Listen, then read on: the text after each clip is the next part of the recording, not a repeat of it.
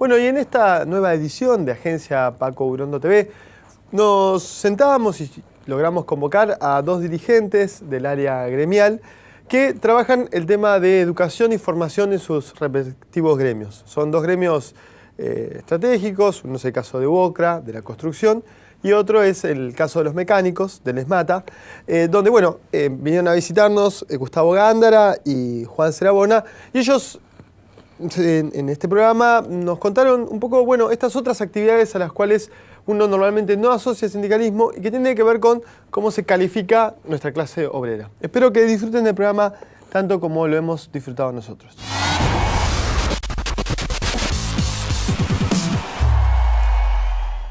Bueno, hoy en Agencia Paco Urondo TV estamos reunidos, nos vino a visitar Gustavo Gándara, que es el director de la Fundación UOCRA, y con el mismo espíritu que habíamos hecho en el anterior programa de corte sindical, tratamos de hablar con esta nueva generación de dirigentes sindicales. En el caso específico de Gustavo, que te agradezco que hayas venido, gracias. A propósito del trabajo que hace la Fundación UOCRA, ¿cuál es la tarea específica que ustedes hacen en el gremio?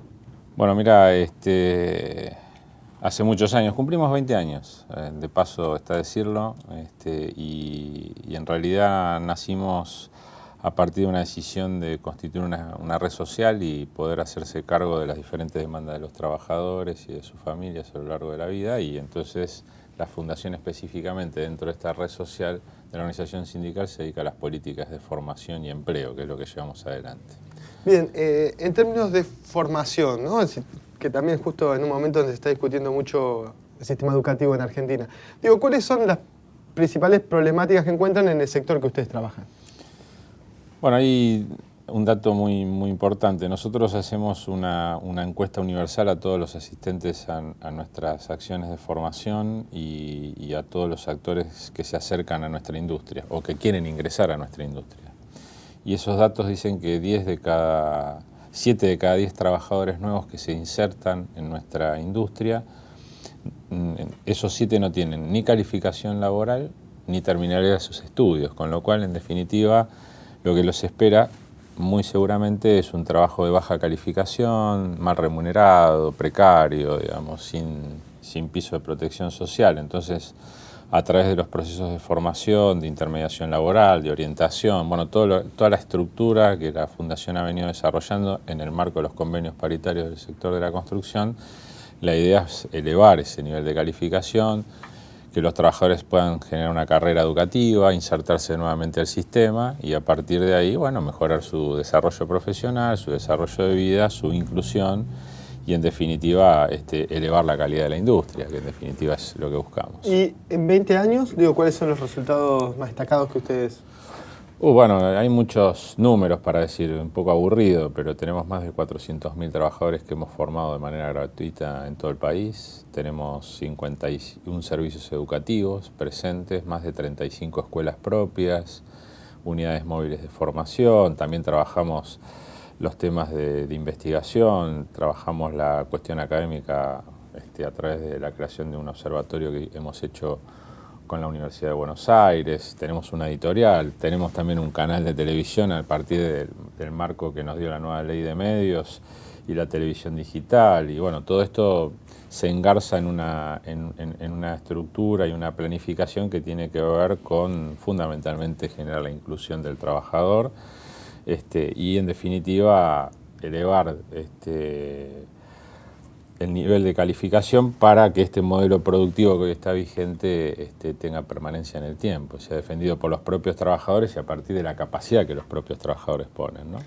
Una de las razones por las cuales nosotros invitábamos referentes gremiales, referentes del mundo sindical, tiene que ver con romper una construcción que hay alrededor de, ¿no?, un imaginario que se construye alrededor de los dirigentes gremiales, alrededor del gremialismo, que no es inocente.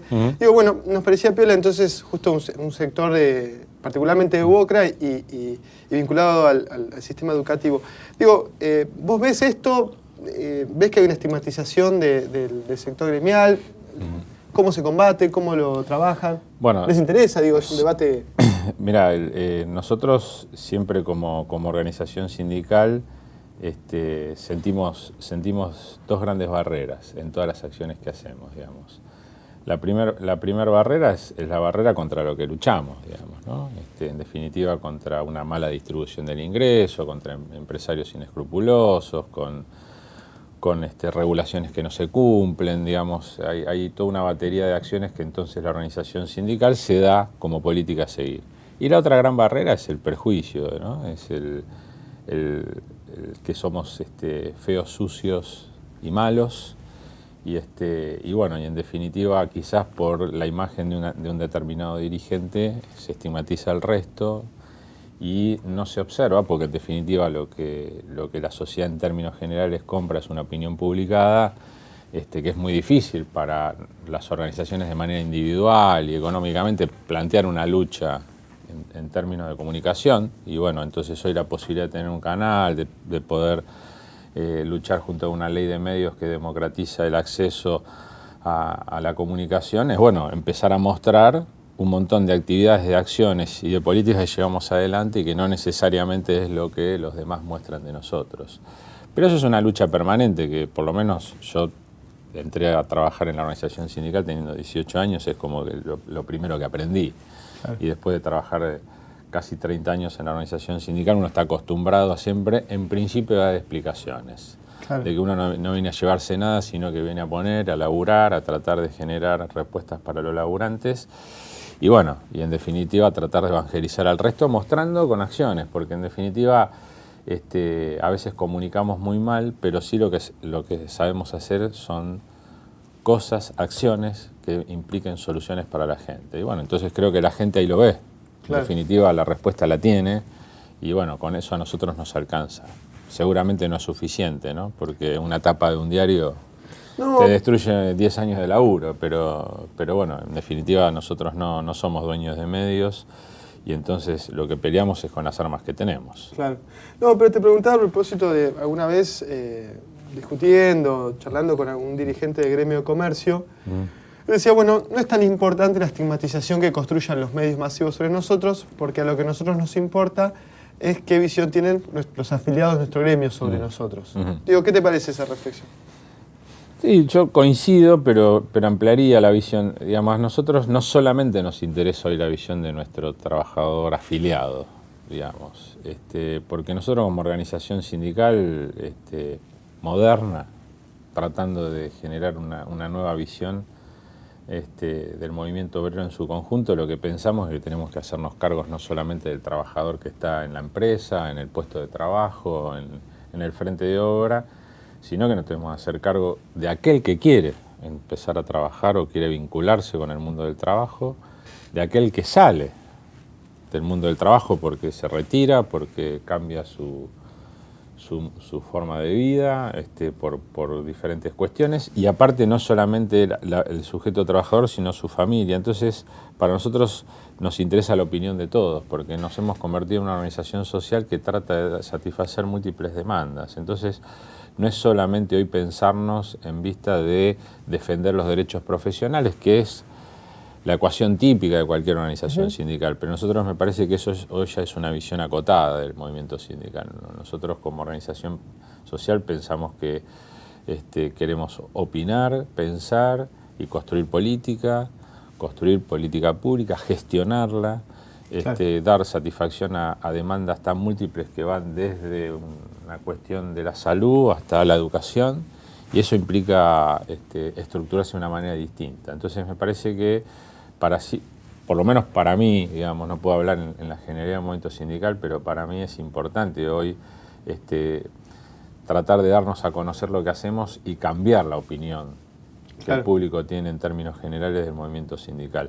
Porque aparte en esta pelea donde cada uno va construyendo satisfacciones de demandas, bueno, la gente de alguna manera abraza la razón sindical, pero nos parece que no es suficiente, digamos. Bueno, en ese sentido fue muy llamativo, tuve la suerte de participar, de una charla en la cual el legislador Pablo Ferreira estuvo, proveniente de la izquierda, ¿no? Y fue una charla a la boca, lo que a priori parecería una cosa paradójica. Sí, bueno, nosotros no lo vemos así, digamos. Esta charla surge a partir de una serie seminarios y charlas que estamos haciendo a través de nuestro Observatorio de Educación y Trabajo y invitamos personalidades con diferente visión, y la visión de Pablo es una visión que suma, básicamente por su propio origen, por su juventud, por su posicionamiento político, y nos parece que a nosotros nos tiene que nutrir todas las visiones. Porque en definitiva, si no, cuando nos pensamos hacia adelante, nos pensamos, si no, demasiado sectarios, demasiado cerrados, y cuando yo te digo, nos interesa la opinión del resto de la sociedad porque tenemos que satisfacer múltiples demandas, digamos, Pablo Ferreira representa una parte de esa sociedad, claro, que también tiene una visión distinta del sindicalismo. Lo dijo Pablo en la propia charla, digamos, claro, ¿no? Que él venía también con ese espíritu democrático, decir, mirá, yo también venzo mis prejuicios internos para poder venir a una organización sindical de estas características y poder hablar libremente. Y bueno, y la idea fue eso, que él pudiera hablar libremente y nosotros darle el espacio de reverberación y en definitiva nutrirnos. Y a mí me parece que eso es vital, sobre todo porque estamos hablando de nuevas generaciones y me parece que las nuevas generaciones nos tenemos que entender con otros códigos, digamos, más allá de que la diferencia entre Pablo y yo en edad es bastante, pero me parece que podemos manejar ciertos códigos y cierto nivel de reflexión que hace que dejemos de lado los prejuicios para poder avanzar en construcciones comunes. Y bueno, yo lo que descubrí en Pablo, por la posibilidad de poder haberlo invitado y que venga, es una persona con la que puedo hablar y puedo coincidir, claro, en muchas cosas. Claro. Y a veces, bueno, frente al prejuicio, decir, no, mira, no lo invito, no voy a decir que venga porque estamos en veredas opuestas. Y después te das cuenta de que quizás caminamos bastantes veredas comunes y no nos damos cuenta. Y me parece que eso pasa con múltiples actores. Hay, ¿no?, como una discusión pendiente entre movimiento obrero organizado y la izquierda en Argentina. ¿Algún desencuentro histórico? Sí, yo creo que ese desencuentro histórico nace con la propia concepción del movimiento sindical peronista y que se fue profundizando con los tiempos. Pero me parece que ese debate hoy puede ser más cercano en la medida que me parece que muchos sectores de la izquierda, como la gran mayoría del movimiento sindical, estamos apoyando un modelo, digamos, independientemente de la acción de gobierno. Me parece que estamos de acuerdo en defender un modelo y determinadas políticas. Y me parece que son los puntos de unión donde tenemos, claro, que construir. Claro. Me parece que Pablo, para dar un nombre que vos trajiste a la mesa, no está en contra de la asignación universal, ni nosotros tampoco. Entonces hay una política con la cual nos podemos transitar una misma vereda, una misma discusión y enarbolarnos en una misma defensa. Y me parece que esos son los puntos que tenemos que buscar de contacto. Y me parece que entre la izquierda y el movimiento sindical, la deuda quizás es esto, es abrirnos o despejar ciertos prejuicios y darnos la posibilidad de hablar y de construir de manera conjunta. Me parece que en otros países lo han hecho y lo han hecho muy bien, y me parece que en Argentina lo podemos hacer, sin cada uno dejar de pertenecer a alguna visión partidaria o ideológica en particular. Me parece que cuando uno habla de modelos, cuando habla de un modelo productivo con inclusión, me parece que ahí tenemos muchos puntos de contacto como para de alguna manera trabajar juntos, sin lugar a dudas. Gustavo, gracias por acompañarnos a la gracias, Joe, por la invitación.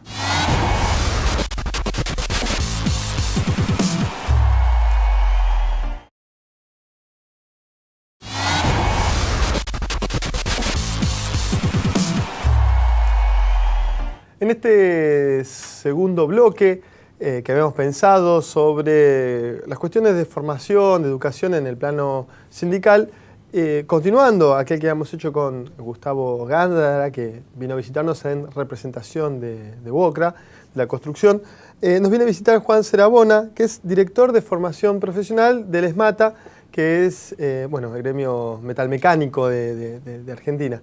Juan, gracias por visitarnos.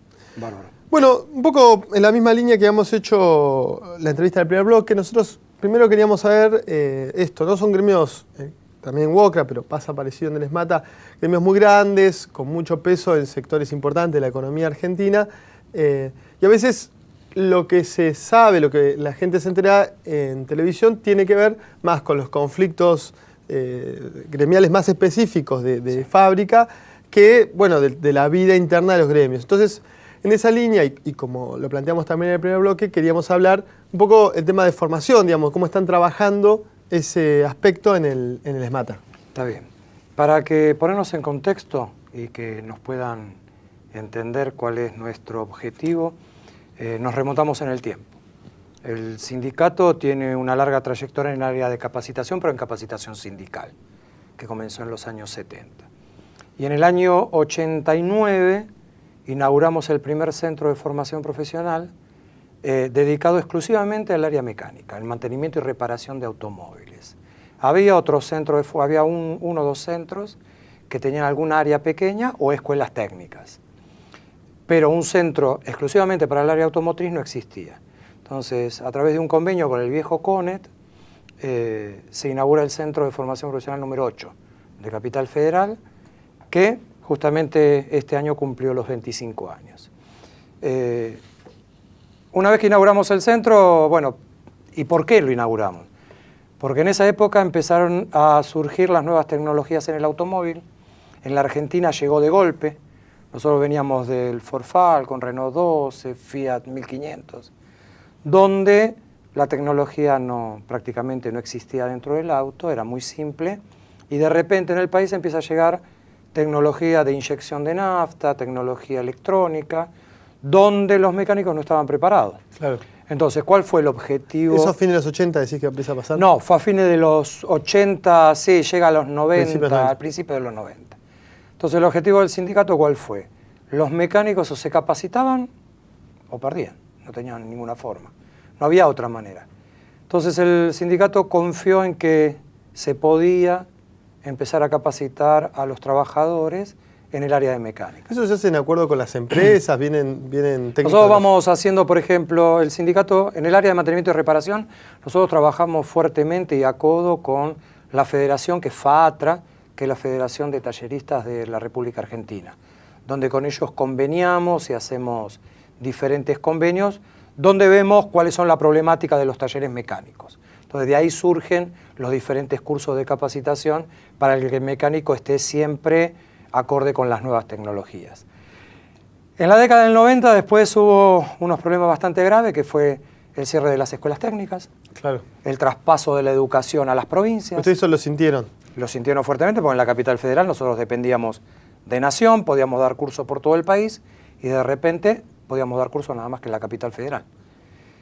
Y también cambiamos de jurisdicción, pasamos de ser de Nación al gobierno de la Ciudad de Buenos Aires.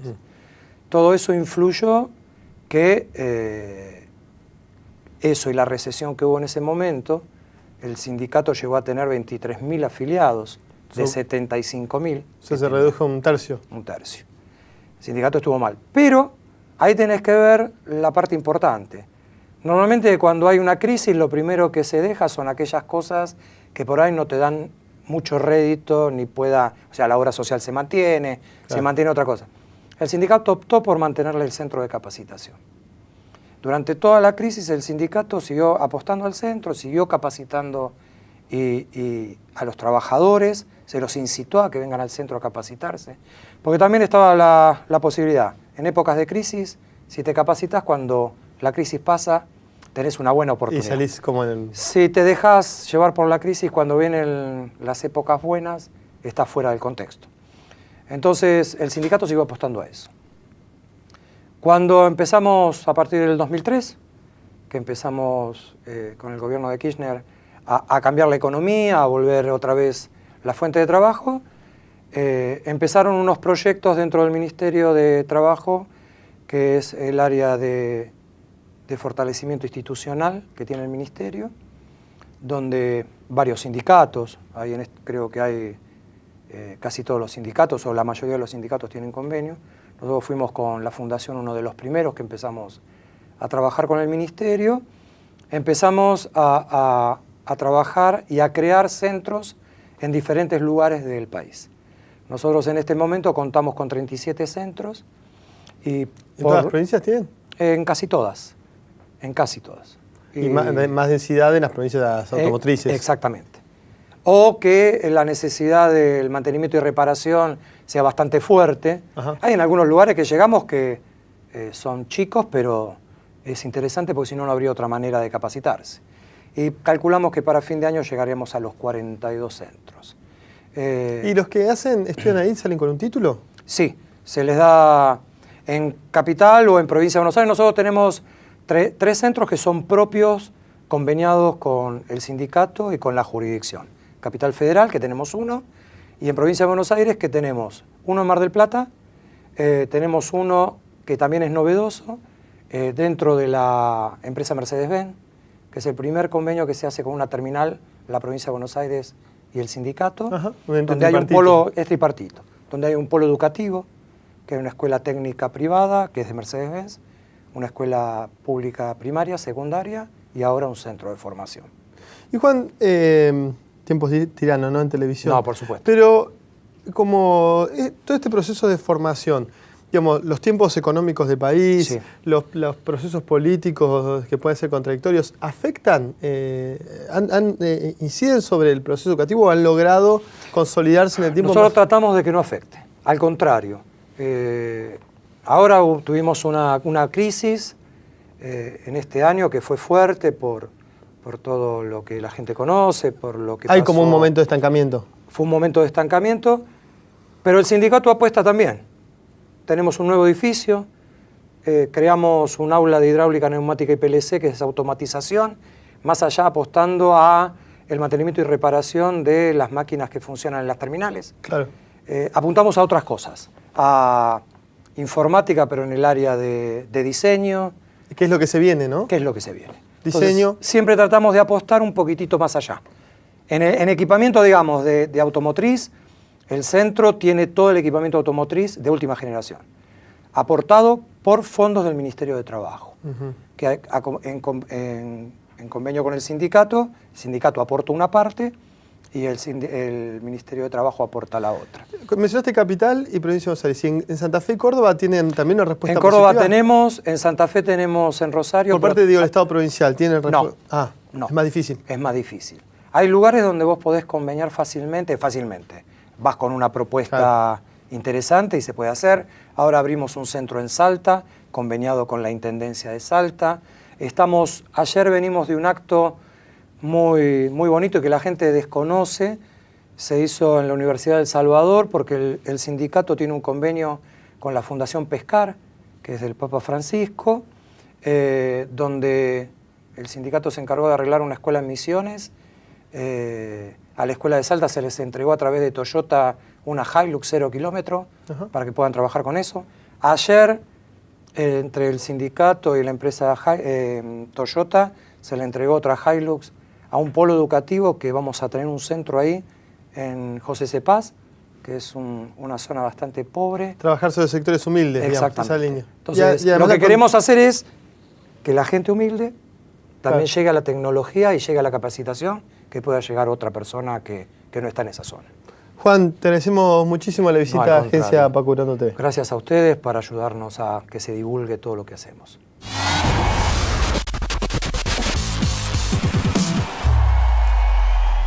Bueno, y en esta edición de Agencia Paco Urondo TV estuvimos con dos referentes gremiales del área de formación para entender un poco esto que contábamos al principio, cómo se califica nuestra clase obrera y qué complejidad van teniendo los sindicatos, más allá de a veces algunas coberturas muy sesgadas que hacen otros medios de comunicación. Estuvimos con Gustavo Gándara de UOCRA y Juan Serabona de Esmata. Bueno, espero que hayan disfrutado este programa tanto como lo disfrutamos nosotros.